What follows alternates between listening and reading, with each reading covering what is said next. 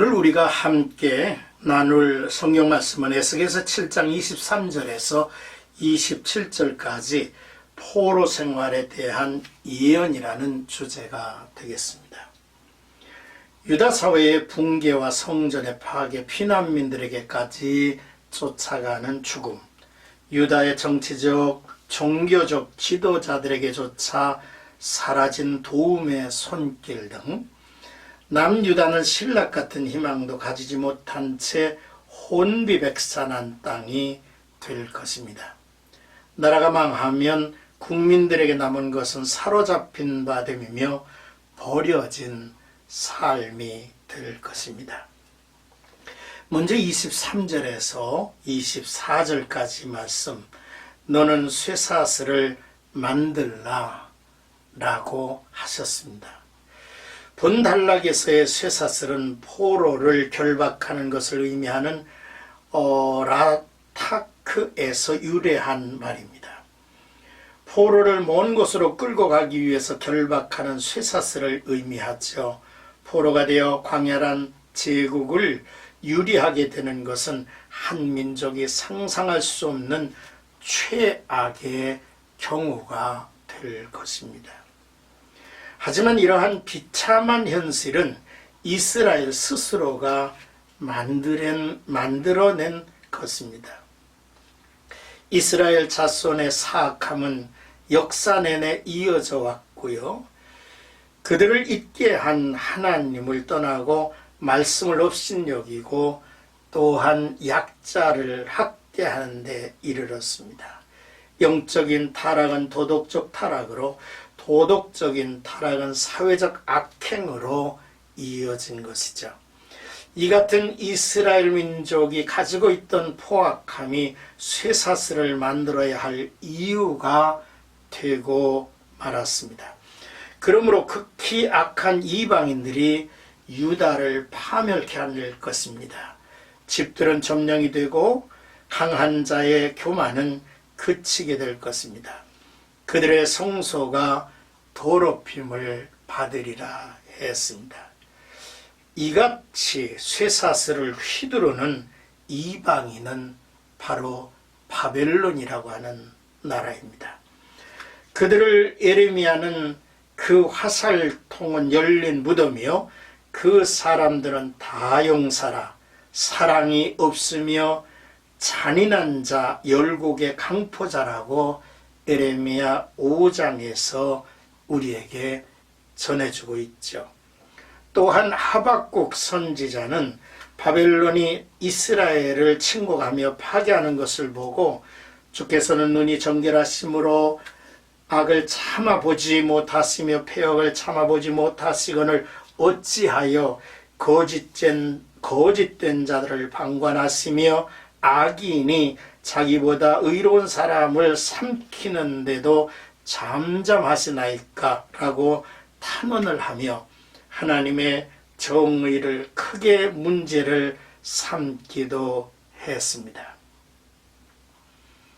참으로 하나님의 심판의 몽둥이인 바벨론은 두려운 쇠사슬이 아닐 수가 없었죠. 25절에서 27절까지 말씀은 그 행위대로 그들에게 갚을 것이다 라고 하는 하나님의 말씀이 전제됩니다. 패망이 이르리라 하십니다.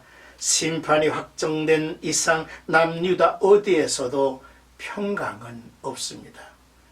환난은 환난을 더해갈 것이고 소문은 소문을 더해갈 때에 그들의 선지자에게 묵시를 구해도 소용이 없습니다. 왜냐하면 하나님께서 아무런 계시도 그들에게 주시지 않기 때문이죠. 남유다 사회가 극심한 고통과 혼란 가운데 빠져갑니다. 종교 지도자들은 아무런 말씀도 내어놓을 수 없을 것입니다. 제사장에게 율법의 교훈을 들을 수도 없고 지도자들인 장로들에게도 어떠한 성공적인 정책이 나오질 않습니다. 하나님께서 세우신 나라와 민족이 하나님을 떠나게 되자 어떤 정통성도 없고 지혜도 없고 능력도 사라져버리고 만 것이지요.